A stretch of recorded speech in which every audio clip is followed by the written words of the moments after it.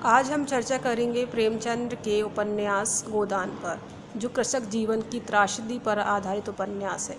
इसी उपन्यास के माध्यम से मुंशी प्रेमचंद को साहित्य जगत में एक विशेष उपलब्धि प्राप्त हुई थी।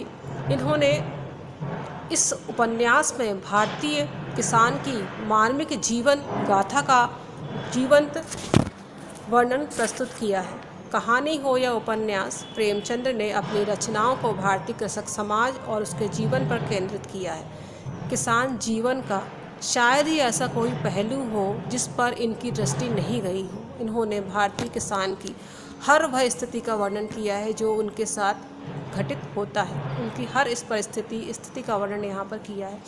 प्रेम, घृणा, नफरत, चापलूसी, लोभ, लालच, मान मर्यादा, पूजा पाठ, नाच गान, पर्व त्यौहार, शादी विवाह, हैजा बीमारी, दवा दारू, कपड़ा लत्ता, सबका वर्णन उनकी रचनाओं में मिलता है। गोदान में किसानी जीवन अपने समस्त क्रिया, व्यापारों, संवेदनाओं, विसंगतियों और विडंबनाओं के साथ मुकम्मल रूप में मौजूद है। गोदान का नायक होरी एक किसान है जो भारतीय किसान का मानव प्रतिरूप है।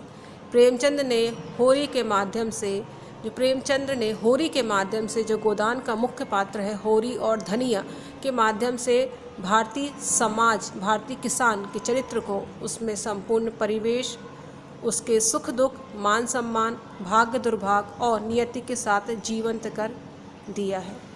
गोदान का कृषक समाज सन 1930 से 1935 के आसपास का है। जमींदारों का शोषण, उस पर लगान की समस्या और अंत में बेगार से एक किसान भूमिहीन मजदूर के रूप में बदल जाता है। शोषण चक्र के पिसते हुए गोदान का जो पात्र है, होरी की भी यही स्थिति रहती है। वह मातादीन जो जमींदार है के यहाँ मजदूरी करने लगता है, उसकी सारी ज़मीन ज़जात जो है वह गिरवी रख जाती है और वह जो वहाँ के ज़मींदार है मातादीन के यहाँ मजदूरी करने लगता है। मातादीन से उसका जजमान पुरोहित का रिश्ता मजदूर मालिक में बदल जाता है। होरी की जो पत्नी है धनिया, वह बहुत स्वाभिमानी होती है और वह होरी को जो है जी हजूरी करने से मना करती है। होरी का जो नेचर रहता है वह थोड़ा जी हजूरी करने का रहता है। वह समझता है कि ज़मींदारों की जी हजूरी करने से उसे सम्मान प्राप्त होता है, इसलिए वह हफ्ते में एक बार उसके यहाँ जो है सलामी देने ज़मींदारों के यहाँ वह अवश्य जाता है। परंतु होरी को उसका यह व्यवहार बिल्कुल पसंद नहीं आता। वह उसे बार बार मना करती है, परंतु होरी जो है धनिया से कहता है कि तुम अपने काम पे ध्यान दो, मुझे अपना काम देखने दो, तुम घर गृहस्थी संभालो, बाहर का काम मेरा है, वो मैं देख लूँगा। होरी धनिया की पारिवारिक स्थिति देखकर भारतीय किसान की मार्मिक स्थिति की सहज ही कल्पना की जा सकती है। बेहद मामूली घर, जौ या बाजरे की रोटी और बथुए का साग नित्य का भोजन, चने की दाल, गेहूं की रोटी कभी कभी ही नसीब होती है। बर्तन के नाम पर एक फूल की थाली, शेष बर्तन साधारण, कपड़े लत्ते भी साधारण।